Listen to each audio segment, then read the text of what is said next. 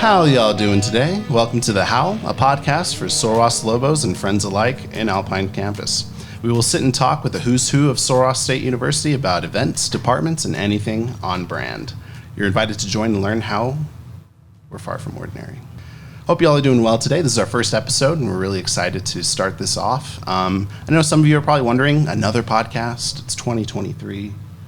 What are we doing? You know, the purpose of this podcast is to really just inform our Lobos here and abroad. We have alumni, we have students, we have faculty, staff, we have people who are sympathetic with Sul Ross as well that want to know what's going on. We're here to tell you what's going on. Part of that is informing our audience about the culture of Sul Ross, being inclusive within that, widespread within our message, and why we're essential and why you should consider us as a higher education institution to attend. And part of that is kind of displaying who are the important people on campus. Who can I talk to when I need a specific thing? Who can I talk to with this specific problem? What departments do I need to talk to for this specific thing? Anything having to do with Sul Ross, we're here to pretty much put it out there. Now, are we going to hit everything? Unfortunately not. We're only a small production within this, but it'll pretty much egg you on to seek out answers and to be able to talk to people. People here are very friendly, from staff and faculty, people you see around campus. Even if you just send us an email, you'll just get us directly and we can answer any questions that you have. All this to say that we're really excited for our first guest on the show. It's really exciting. She is pretty much a notable figure on campus. She's currently our Dean of Students. During the first couple of weeks of class, we're having our welcome week. A lot of events are going to be happening, and she is right in the middle of it all, spinning all the plates and getting it ready for our new students and our returning students. She also has a very rich history with Sul Ross as a student and as a staff. She left a little bit for education and being in Central Texas. She came back full blazes, doing punches in the air in academic affairs, exactly, and is now, as I said, our Dean of Students. So after the break, we're going to talk with Dr. Suzanne Harris. Since 1917, Sul Ross State University has served thousands upon thousands of students in pursuit for a specialized education. But what makes us so special? Perhaps it's our remote destination setting in the heart of West Texas, which allows for a perfect atmosphere for gaining knowledge and skills in your field of choice. Maybe it's our small class sizes with a student-to-teacher ratio of 11:1 on average, or 70% of our classes with less than 20 students. Maybe it's because we're ranked one of the most affordable public universities in the state of Texas. Probably because we have unmatched individual attention in and out of the classroom. Whatever the case is, with over 40 programs here to choose from, either at the undergraduate level if you're looking to get your bachelor's, or the graduate level if you want to get your master's, you can trust that the time you spend at Sul Ross State University will be far from ordinary. For more information, visit www.sulross.edu. You can also visit go.sulross.edu in order to receive updates and emails about when to apply. If you'd like to apply to Sul Ross, you're welcome to visit applytexas.org and submit an application to Sul Ross State University Alpine campus or to Sul Ross State University Rio Grande campuses if you want to attend in Del Rio, Eagle Pass, or Uvalde. Welcome back from the break. That was exciting. Here we have Dr. Suzanne Harris. Welcome to the show. Thank you so much. I'm glad to be here. I'm so glad you're here. So we have a lot to talk about, but I want to dig into who Dr. Suzanne Harris is. I call her Dr. Dean. She hates it. But Suzanne, so let's talk about just your early time at Sul Ross. So take us from the beginning, even up till you were accepted, and we'll go from there. Sure. So I didn't actually start my college career at Sul Ross. I went to UTEP. That was as far away as I could get in the state of Texas because we were poor and didn't have money to go out of state. Mm-hmm. And still, like, that was the furthest location I could get from my hometown, right? That's just what I wanted to do. Did my freshman year at the University of Texas, El Paso. Broke my leg. Oh my towards gosh. The end of the spring semester. What it was happened? like the top of my tibia, so essentially it's like your knee. Full leg cast from hip to the tips of my toes. Wow. So I couldn't work for the summer, right? Mm-hmm. So I had to go with my mom. Well, when I had gone to college, my mom went to college as well. My mom came here to Sul Ross. So I ended up in Alpine that summer. And she says, why don't you take a class since you're here? So I did. Took one class, Dr. Wayne Sheehan. I still know the alma mater because it was an extra credit in that class. But I fell in love with the campus, with the people, and so I ended up staying. I was a theater major, music minor, so we did a ton of shows over the time that I was here, including several shows during the year, and then we would do summer theater. We did Romeo and Juliet. Not Romeo and Juliet, we did Shakespeare. He wrote that, but we did Much Ado About Nothing. I'm trying to think of the other ones. Anyway, it was a lot of fun. And I just loved the environment that existed at Sul Ross because I got to do things that when I was at UTEP were only for juniors and seniors, maybe, right? So at Sul Ross, I got that experience, that hands-on experience. Yeah. And when I graduated with my bachelor's degree in '99, I had done everything in the theater department. I mean, everything. I had built sets, tore down sets. I had built costumes, done lighting, sound, directed shows, stage managed shows, acted in many shows. So it was just this all-encompassing experience that I couldn't get anywhere else, which was fantastic. Yeah. So that's kind of the early, I guess, that was the bachelor's degree. And then I graduated. During the time, though, that I was like in school, I met this guy, right? His name was Ronnie. And truth be told, when he walked in the room, I thought, I'm going to marry that guy. And then I was like, what? What is that thought? Are you kidding me? And so I didn't talk to him, right, at all. And then like years later, we ended up hanging out the last summer that I was in here, my bachelor's degree. And then we, eventually started talking and now he's my husband. We've been married, random, right? We've been married for 23 years this August. Is it 23? No, 22 years. It seems so long. But we've been together for like 24 years. And so that's a really special thing to me about Sul Ross as well. This is where I met that man, right? Yeah. Who's been beside me. Went on to get my master's degree in public administration. Started working at the university. And when I started working at the university, I was brought on to work for like the end of a Title V grant. And if you don't know, those grants, they run 5 years and then they're gone. So at one point, somebody came in and said, if you want to keep a job, write this Student Support Services grant. And I was like, okay. Sure. So I wrote the Student Support Services grant and I got it. Yeah, okay. So that was the first time that we had Student Support Services, the TRIO program here at the university.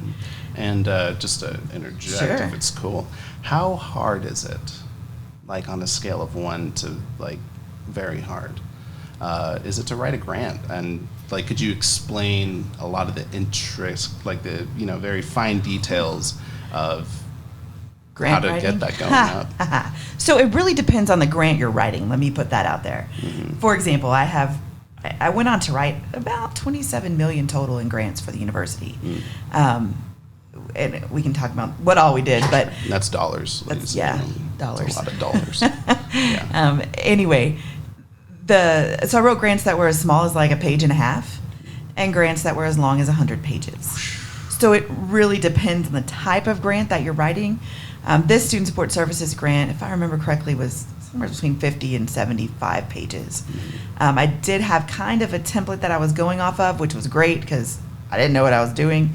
And, I learned through the years as I was writing more grants, because I got that one. They're like, hey, let's write some more.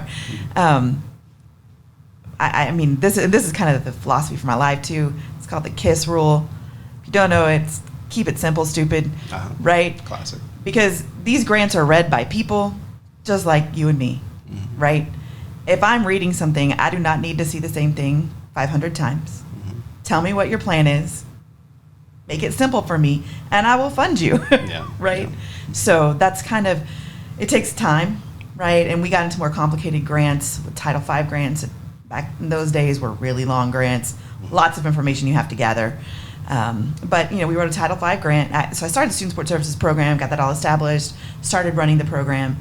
I did that for I want to say 3 years, and then we got a Title V grant that we had written to kind of change a little bit the advising process that was on campus and start more first and second year programming. And so that was it culminated in the creation of the Lobo Den. Which is still here today, which I'm super, super excited about. Both of those programs, very successful programs, still alive, still kicking on campus, and something that students on campus are very familiar with and that grow attached to as the years kind of go by. And that's awesome that you kind of started off those two programs specifically and that they have a longevity to them. So shout out to SSS and Lobo Den. Amazing people there. Great people. And it's, in life, the older you get, because I am getting older, but it's so humbling to look at something that you had in like its infancy, right? You really didn't know what you were doing. Like, we're going to create it because we need these services. And then to see it grow and morph over the years is just, it's humbling and fantastic all at the same time. Absolutely. So kind of backtracking as well, because I'm a music guy. I got my music degree here, so I'm all shout out. I'm just a lot of shout outs in this podcast. Love it. So with you getting your theater with the music minor and you getting your MPA, feels like the MPA probably prepared you for this grant writing. But how would those foundational this foundational education for you? How did it kind of prepare you for a lot of these accomplishments to come through? A lot of these soft and hard skills that you had to develop? Sure. So, I'll start with theater and music, right? Mm-hmm. And as I told you, when I left Sul Ross, right, I could do anything in a theater. Yeah. Well, if you can do anything in a theater, you can pretty much do anything anywhere, because that's what theater is. It's creating a culture, society, right? Mm-hmm. And then you put on a show and it runs for however many shows it runs for, and then you tear it all down, and then you start creating a new culture and society. You have to know, what the set pieces are going to look like and why. Yeah. You have to know all the props and why these particular props. Costuming, there's a lot of research that goes into all of these things. Lighting, we want this color hue to do this. Mm-hmm. So it's a very in-depth look at every aspect. And so two ways I think that probably served me, still does today. A, I don't look at anything and say I can't do that. I'm like, okay. I've learned a lot of things on the Google, right? Google, right? Google, I think that's I can watch a Google video. Oh, yeah. And I totally, there's no intimidation factor for me in that. Like, show me and I can do it. Except maybe play football. That is I love to watch. Mm-hmm. Don't get me wrong. I'm a huge fan. Sure. But I don't ever want to be hit like that. No. That's not the fun part. Not at all. So, and the other thing that it taught me was to, how do I put this? That I was capable, right? Because by the time you get a theater degree, we had to direct a full-length show. That's our senior project. And that is a lot, right? We've done a one act and then we had to do a full-length show. It's a lot to put on. Yeah. So not only can I be a part of the creation of these things, but I found out I can come up with the ideas myself and tell that to people and help them bring it to reality, right? Yeah. But that also involves a lot of compromise, a lot of listening to, this is what I want. How do you think we can get there? Because if it was just me, while I think I'm wonderful, right? I'm not naive enough to think that I know everything or that I always know the best way. So it taught me to listen. And then my master's degree in public administration sounds kind of random because I completely switched. But what I learned in that was how to I expanded out on that. So I've got these skills now. Yeah. How do I expand that into a broader situation? What if I was in charge of a city and this happened? How would I do this? So it just kind of expanded those skills. And it's always funny because, and I didn't mention this, but then I went on while I was working here and got my PhD in education with an emphasis in leadership and higher education, right? So when people ask me what my degrees are, I'm like, well, I have a bachelor's degree in theater and music, I have a master's degree in public administration, and a doctorate in leadership and higher education. They look at me like, what? Because none of it matches, right? But it does. Yeah. It really does. And that broad-based, information that I've accumulated over the years I mean, this is a great conversation for any interview that I've ever been in my life. Why I have the degrees I have. But I believe it has provided me the ability to see things and value people and what they can bring, you know? Mm-hmm. That's good. So that's the secret then. That's the secret to ruling the world. Yeah. Theater with a music minor, MPA, and an EDD. No, that's Totally. great. And that versatility gives you that perspective of being in any environment, having the willingness to learn in that environment, and then being able to say, okay, what's a need within this place? Okay, let's build it up. And to be able to have that collaborative effort. That's Absolutely. wonderful. That's fantastic and noteworthy for our listeners. If you're looking into being in a leadership role within any field that you want to get into, is to have that willingness to learn and have that openness and to, get those, again, soft and hard skills to be able to manage it. And so that's awesome. That's wonderful. Really cool. So you've created these 2 grants. They're very successful, building each year. So what happens after that? After I created the grants, Mm-hmm. well, I left. She's gone. I left. She hit the road. My husband and I, we had 2 children, and then we decided to adopt. We were thinking 2. It ended up being 4. I say, God laughs when I make plans. That's what I say. Mm-hmm. So, best thing we ever did, by far. Best thing we ever did. But we needed some things that we couldn't quite get in Alpine at that point in our lives. And so we moved across the state to Rockwall, Texas. And I stepped out of education for about 3 years. I worked in the corporate office of a senior care living organization. And so I did special projects, I wrote grants, but did whatever was, a lot of fundraising actually at that time.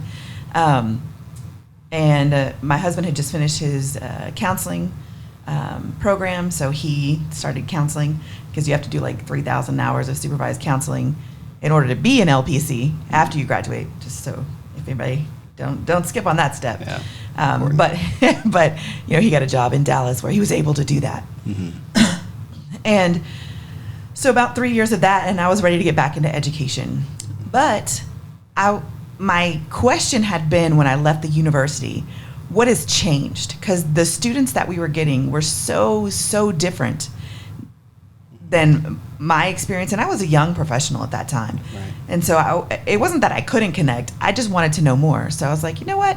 Let me go into K-12 and see what's going on. Yeah. And so I got my teaching certification, and I taught special ed and ran special ed programs for like 7, 8 years.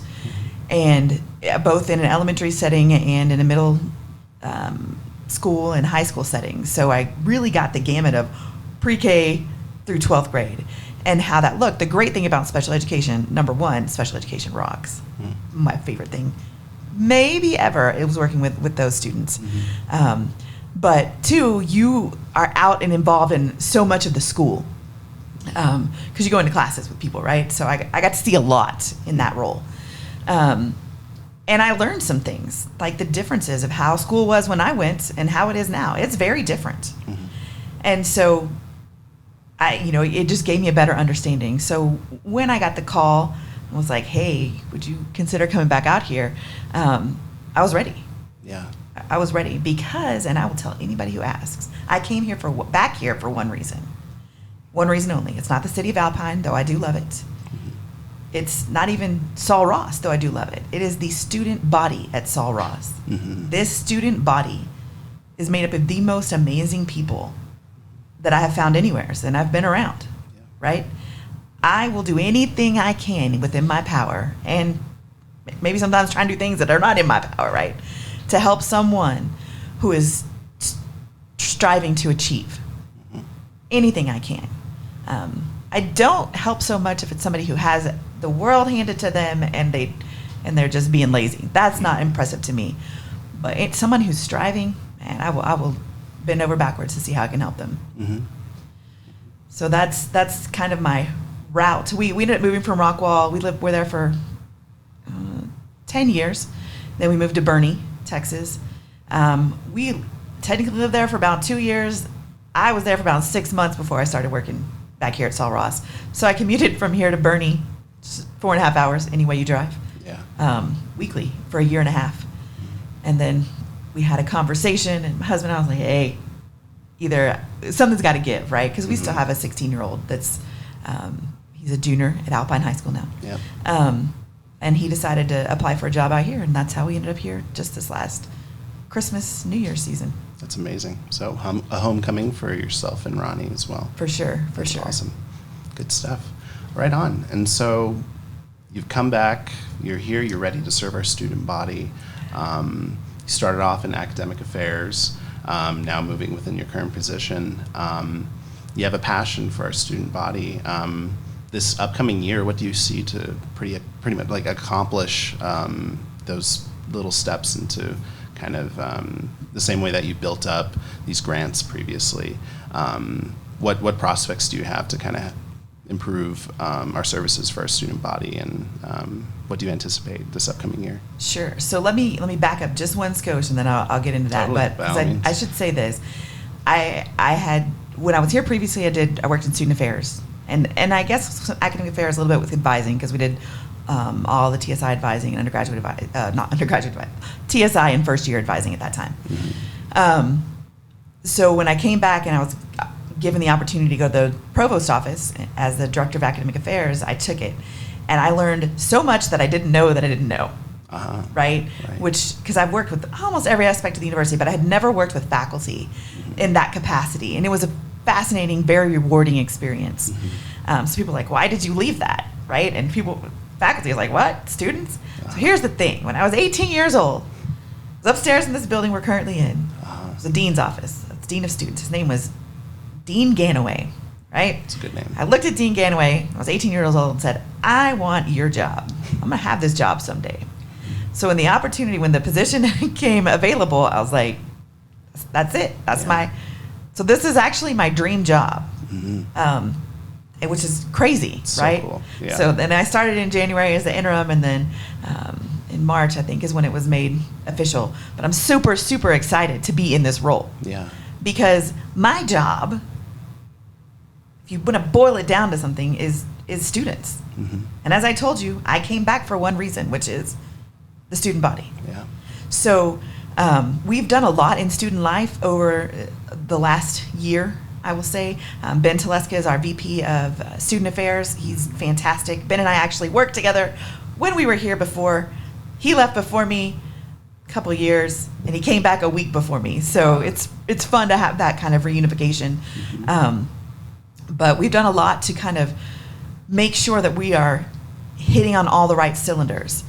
Student support is a huge thing, and I think it's increasing a lot. There are specific things. For example, mental health, right? Mental health, COVID did a number on our society as a whole. I'm not blaming everything on COVID. That's not what I'm saying. But the kind of separation of our society during COVID, and now we're trying to put it all back together. Right. When you're growing up through that, it does a number on you. Oh, yeah. So you compound that with all of the things that we've always faced with going to college, leaving your home, trying to make it on your own. If you don't get up at 8 o'clock and go to class, it's on you, nobody else. Our mental health services are definitely increasing the need. And so we've done a lot to kind of right-size that department, and we've got Timely Care, which is like a virtual counseling that you can get as a student. So there's that. We've got a new medical care, right? Ops Med. So students will be eligible for that as well. And if I can say anything, students, pre-register for these things. It's free. Get your information in, because then when you need it, you don't have to go through the registration process. Right. You can find that information on our website or at the offices. And then we've got Student Support Services is working with us now, which is great, because we know they retain at a rate incredibly higher than the rest of the university, incredibly higher. So how do we emulate some of what they are doing for the rest of the student body? Right. We've also been very purposeful in connecting with our athletes. Many people may not know, but our athletes are like 35% of our student body. Mm-hmm. Very sizable amount, yeah. It's a lot, right? It's a lot. A lot of them. And I happen to be a huge fan of all things sports, right? So, because, I raised 6 kids, and we played all these things that y'all play, right? So if my kid did it, I learned everything. But intentionally reaching out and saying, hey, we're here to support you. I'll be at all the games that I can be at. Because what I've learned through the years, and this stands true for when I was here before, when I was working in K-12 education, and now being back, students will stay where they feel they belong. Mm-hmm. And if they don't feel that they belong, they will keep looking until they find the place where they belong. We do that as grown-ups, right? Not that you're not grown-up students, but I don't know how else to denote that. Mm-hmm. We're going to look for that place where we belong, where we feel comfortable. And if you don't, something's nagging at you to try something else. Well, if you don't have a connection to someone, you'll never have that feeling of belonging. So it's up to us as staff and faculty to reach out and build those connections with students. So very purposeful. We've got rec sports that reports to us. We've grown the offerings there. They're doing more intramurals. She's been doing some small trips. They've got classes going on, all kinds of exciting things with rec sports. We've got Katie Williams over. I can never remember her title. Katie Williams. She does everything. Yeah. She runs the Lobo Pantry. When she took over, and what now exists are completely different things. It's amazing. But that's not all of what she does. She's also like the civic engagement person. So she's connected with our community here in Alpine, finding ways that the university can reach out in the community and make those connections. And she's also a kind of like the liaison for students. So if a student has a grievance or a question, they can start with Katie, and she will help them along the way. This is what you need to do. This is the information that's needed. These are the forms that need to be filled out. So really great resource over there in Ferguson Hall. And that's like counseling, Katie's office, the Lobo Den, and student support services, that first floor of when in doubt, Ferguson. Go to Ferguson Hall. Absolutely. And then you have UPD, right? Our University Police Department. And we are excited that we're welcoming a new chief on Monday. And can't wait to get that department rolling and doing all the things that they do. And that's just it. Like we want our students to feel like they belong here at the university, here in town. I tell students all the time, it's not that you're going to come here and live the rest of your life. Some of you may, get me, right? But it's a great place to come, step away from the craziness of the big city, right? Get a degree that will fundamentally change your life, and then springboard from there. And that's what we're trying to do with the students this year. We've got great events coming up. Yes, we do. Absolutely. And we'll get to those events after a short break. Are you ever on campus looking for a quick snack? Maybe you're wearing your hometown university shirt and you think to yourself, I need myself a Boris or bar shirt. Maybe you ran out of space for notes in your folder and you need more paper. And a pen at that. Maybe you don't have anything and you just came to school with nothing and you need a backpack and a notebook and a pen and earbuds and a laptop. Well, if you need any of those things and more, you can go ahead and visit our Sul Ross State University campus store. That's where you need to be. Branded tees, socks, jackets, coats, hats, caps, beanies, sunglasses, and more. Even electronic devices and accessories, school supplies, specialized supplies for your science labs and your art studios as well. Salty and sweet snacks, refreshments, grab-and-go munchies, slushies, and maybe, if you're a classic guy like me, a quick cup of coffee. And of course, our highly popular stuffed Sully the Lobo. It's the perfect addition to your Lobo Village residence hall room to be able to cuddle with at night. For all this and for a lot more, you're welcome to visit the University Center to see what new items we have in stock, or you can follow them on Facebook at Sul Ross Bookstore and Instagram at Sul Ross 115. Again, that's Sul Ross 115 for updates on discounts and deals. And we're back. with Suzanne. Yes. Dr. Harris. Not do that. So after everybody goes to their first day of classes, we'll kick off even during that, we'll kick off what's called Welcome Week. Mm-hmm. And that is for all students. So we've got events planned the whole week. We've got, there will be some, what did she call them? Donuts and directions stations. I love that. Around the mall area. Mm-hmm. So if you're lost and you don't know where your class is, and it happens, even if you've been here, you can be like, where is this class? Oh, yeah, totally. Right? Stop by one of the donuts and directions booths.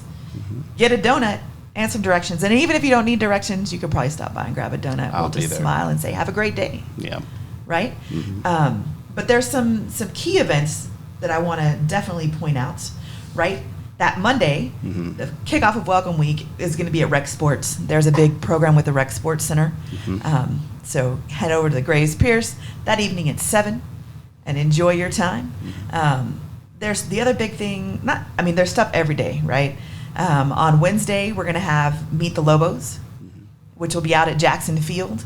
We'll be introducing all of the fall teams. That's right. And enjoying some watermelon. Oh. Gotta get that watermelon. It's good stuff. Come on. And hanging out for a little bit out there. I should say, no, that's the next week. We have on Tuesday, September 5th, is going to be a huge event, a great opportunity for all our students to get some volunteering in, right?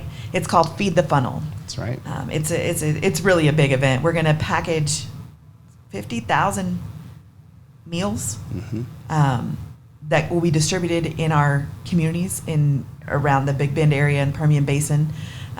Those of you who don't know, we do live in a food desert, and so they're shelf-stable meals. So I'm really, really excited about that. That'll be at the Gallego Center on Tuesday the 5th. Absolutely. Followed Wednesday the 6th by Fall on the Mall. Yeah, there you go.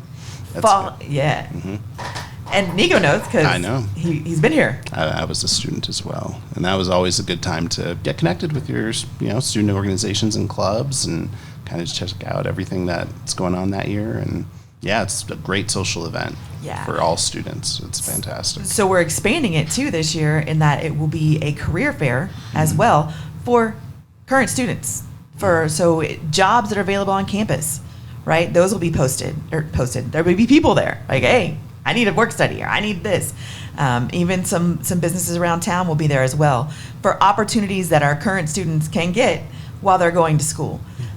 So I'm excited about that kind of expansion piece a little bit. It's been done on and off over the years, but we want our students to have every opportunity that they need at the beginning of the year. Right. Mm-hmm. Right? Let's see, what else we got? On Friday, September 8th, we have an event that is called the Big Howl. The Big Howl. Oh, I love it. Yeah, it is. It is. Anyway, the Big Howl. So I don't know. I'm not gonna lie. I don't know all the details, but I know some of the details. But we've got some. We're gonna have some artists out on the mall, providing some music. I think there'll be some free food kind of thing, and at the 12 to 12:30, we're gonna have a pep rally out there because Saturday, immediately following the Friday that this is, Saturday is our first football game, home football game, and so we want to get as many supporters out there as we can because these fellas have been working. They've been working. Yeah. They are ready to hit the field running for sure. And it's followed up with events the following week too, but that's the big hitters, I think, for Welcome Week. Gate. That's that first week. You do not want to miss it. Again, hit all of those events, and if they have any questions, where can they find you? You can call my office, 8255. You can stop by my office, UC 211. There's one office suite on the second floor of the UC. That's where I am. Stop by the office and we'll give you any information you want. You can stop by campus activities downstairs in the UC. You can email me, sharris@sulross.edu. Reach out. I am always happy to give information. Perfect. Well, good stuff. Well, we have a lot coming up this semester and a lot of things coming up this first week, and we're just really excited. We hope to see you back on the show soon. We're hoping to have a homecoming episode as well. So yes, homecoming coming up. And do you know the date on that one? It's the first football game in November. There you go. I don't remember if it's the first, second, or third, but whatever that first football game, I should know. But I know because it's right after Halloween. That's why I know, like, Halloween happens that week, and then the football game is the weekend. Mm-hmm. Which is great because it won't be super hot, hopefully. Right. I mean, weather has been a little nutty, but it should be like maybe a cooler game, which is always fun. There you go. And homecoming is the whole week is filled with activities for sure. So Absolutely. definitely. That one needs its own episode. Agreed. Completely. Agreed. So look out for that one. We'll have Dr. Suzanne Harris back on the show. But thank you so much for coming in today and for giving all this great information and an inside look into your life. And we just hope that students can take that and run with it. And we hope you're, the who's who famous, did you see her on that podcast person on campus? So there you go. Can I say one thing? You can say 7 things. It's all good. Best piece of advice I can give any student. Yeah. Alpine, Sul Ross is what you make of it. There are plenty of activities. Go see the games. Go see the shows. Go see the rodeos. And go on field trips. Take advantage of all the opportunities in the local area that you will never have anywhere else, right? It's up to you what you make of it. So we will provide everything that we can to help you, but take advantage of what's being put out there. That's my advice. There you go. Take it, y'all. Run with it. Thank you so much. Thank you, Nico. Really appreciate it. All right, y'all. Y'all have a great start of the semester. Thank you, and go Lobos. Oh! Oh! There you go.